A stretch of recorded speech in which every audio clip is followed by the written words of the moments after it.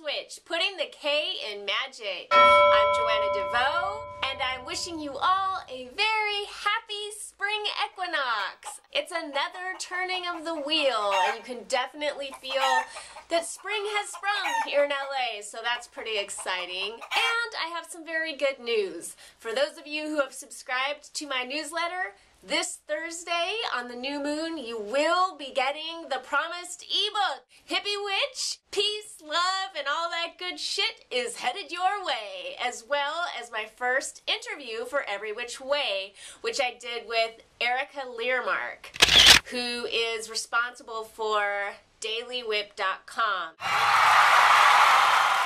She is quite the kick-ass woman, and since I'm putting the BizWitch section up for my website soon, I thought that she would make the ideal first interview. She is all about whipping kick-ass entrepreneurs into shape to have the best business that they can. We had an awesome talk, and then she kept me afterward and asked me some questions about money that actually had me in tears. When I got off Skype with her, I literally sat there and just like boo-hooed for 30 minutes and whipped out my journal and decided to like explore my money issues a little bit more. I have really overcome so many challenges in my life to be a happy, peaceful, healthy person. I've got some fabulous relationships in my life.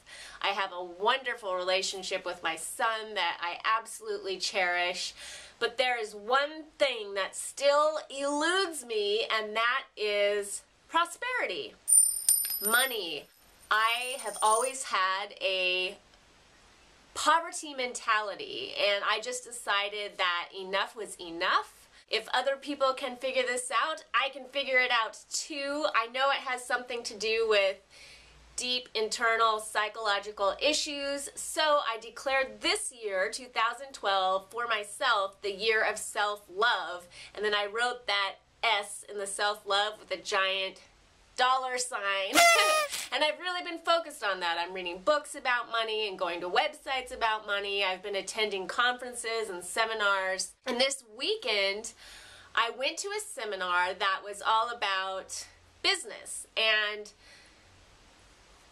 I don't want to reveal who the people running the seminar are, because I have a critique of what they were doing here, and it's actually a reflection of what I see in this entire industry. People that are teaching you how to sell, particularly people that are teaching coaches and holistic practitioners how to make the sale. They come at it as though they're going to teach you how to make heart-centered, service-oriented sales rather than abusing people into buying whatever it is you have. And in some instances they are doing that, but what I see more often than not is just a reframing of the old bullying that we all associate with and hate about the hard sell. For example, I for one hate to browse department store makeup counters, because the second you walk over to check something out, which is behind glass, a salesperson is up on you, trying to put something on you or spray something on you.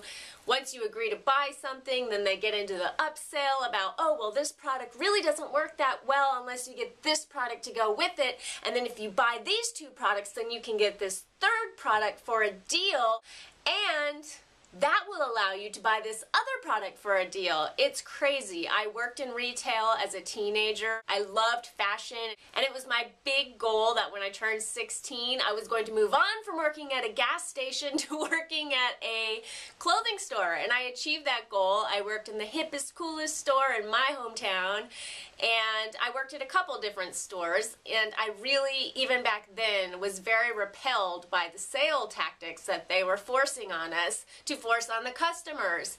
But what I found worked the best was just being honest with people and saying to a lady who has squeezed herself into a pair of unflattering pants, you know, and she's looking at you all vulnerably like, do these make me look fat? I always would be like, those aren't the best pants for your figure, and then I would redirect her to pants that I thought were. And I did a very good job. I was one of the top sellers in the store for a while, so I know that works to make a human connection.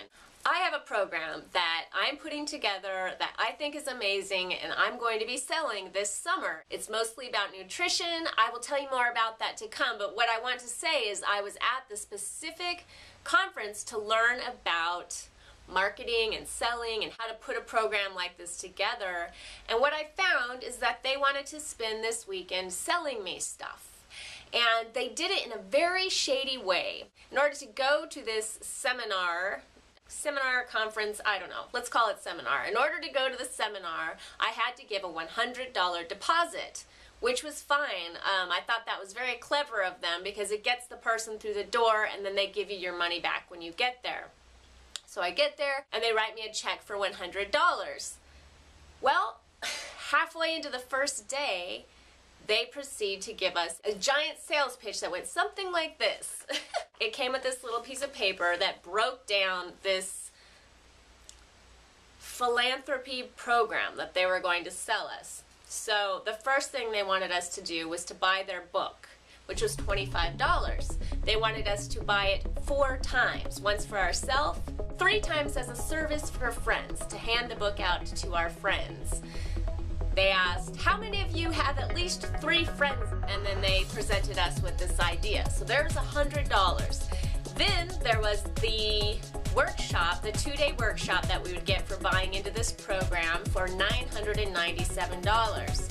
After that, for an additional $100, we would get a group coaching call, and then for $1,000, we would get a gift certificate toward a program they have that costs thousands of dollars. And then, out of the goodness of their heart, they were throwing in a sticker which was listed as priceless. If you add all that up, it's $2,197. Then, they had the clever idea to have us take out our pens and go through the price points and cross out that $1,000 gift certificate and write bonus next to it. Cross out that $100 group coaching call and write bonus next to it. Cross out that $997 workshop and write bonus next to it. That's right. We'll be getting all 3 of those very valuable, expensive things free as a bonus if we buy those 4 books. And not only at that, a portion of that will be going to a charity, which is why this is called a philanthropy program. So all we owe them is $100. And we can't say that we can't afford it because guess what? They just gave us a check for $100. Now, I don't know about you, but I found this kind of double talk and manipulation to be completely off-putting. That is where they lost me, and every single thing that they said from that point on really just fell on mute ears. I was actually pretty pissed because in addition to that whole song and dance they gave us, they had the people that were going to contribute to this very important philanthropic cause stand up and walk to the back of the room to go void out the check that they had just given them. And then while the rest of us sat there and did not want to do that, they proceeded to give us a guilt trip. And it was a bit of a shaming exercise because we're all sitting there while the good people are up in the back of the room doing the right thing. One thing that I did learn from this seminar that I'm taking away and turning around as my promise to you is that I will never, ever do that to people who come to my website, watch my videos, or buy anything I have to sell. I think that is so nasty. I don't understand why you can't just say, here's the program I'm selling, this is the value it offers, and it costs this much money. That's it. If people want to buy your program, they will buy your program. And another thing that they did in breaking down how to make the sale, and they are not the only people guilty of this. This is something that I've heard again and again and again from so-called marketing gurus.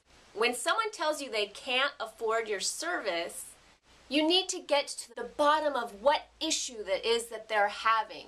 That's really just a cover for some deeper issue that they have in their life. Maybe it's low self-esteem. Maybe they don't think they're worthy of your product.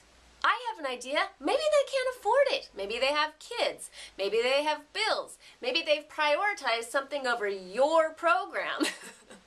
Maybe they're saving for their future.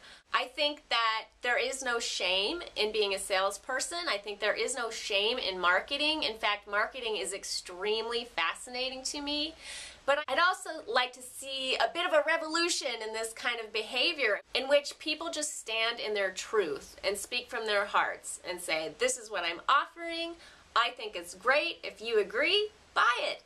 If you don't, best of luck to you. Have a nice life. So that's what I learned about money this weekend, and I guess I'm going to be a bit of a rebel that way. I want to help people. I want to be of service. That's why I make so many free videos on the prior channel I did and now this channel. That's why I'm going to be offering a lot of free content. If people want to take it to the next level, they can. If they don't, I'm just happy to have their ear for a few minutes out of the day. So thank you for listening. Have a beautiful week. Much love. Peace.